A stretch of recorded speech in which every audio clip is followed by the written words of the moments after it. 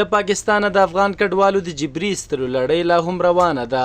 په دې بهیر کې داسې کورنۍ هم شته چې د کور سامان، شتمني او نور د کار روزګار توکي د ډیورند کرښې هاخوا پاتې شوي او دوی په تشو لاسونو هیواد ته راستانه شوي.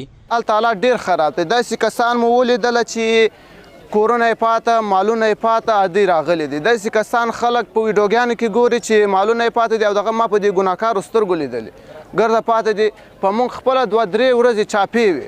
د چاپونو مو ځان بچ کړو، وروره خپل ځان مو قرضداره او ګاره موټرسایکلان، رکشې او بعضې کسانو پرېښودل چې تاسو پاتې شئ او د خپل سیاسري او کډوال مو د ځان سره راویست. د تورخم له لارې تازه راستانه شوي افغانان که څه هم خپل هیواد ته په بیرته راستنېدو خوښ دي، خو وایي د جبري ایستلو له امله یې نږدې هر څه د کرښې هاخوا پاتې شوي دي. دوی له اسلامي امارت غواړي چې د سرپناه برابرولو ترڅنګ دې ورسره په ځینو نورو برخو کې هم مرستې وکړي څو بیرته خپل عادي ژوند ته راستانه شي. او دا اوس راغلي دي پاکستانه او اسلامي امارت ته مې دا غوښتنه ده چې د کار زمینه برابره کړي. دا کم نوي خلک راغلي افغانان ورونه او بیخي سرپناه ځای هم نه لري، بیا د دې سره چې همکاري وکړي. وطن خو زموږ دغه غوښتنه ده چې تازه افغانستان ته رالو او ځمکې دې موږ ته راکړي چې موږ پکې خپل کور آباد کړو.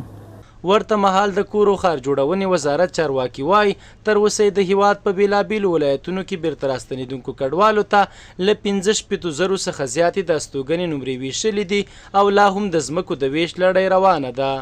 د کور او ښار جوړولو وزارت په مشرۍ د مهاجرینو د راستنې شوو او ځمکو ویش کمیټې له لوري په بېلابېلو ولایتو کې تر دې مهاله 65,154 راستنو شوو مهاجرو کورنۍ ته د استوګنې نمرې ویشلي او لا هم دوام لري.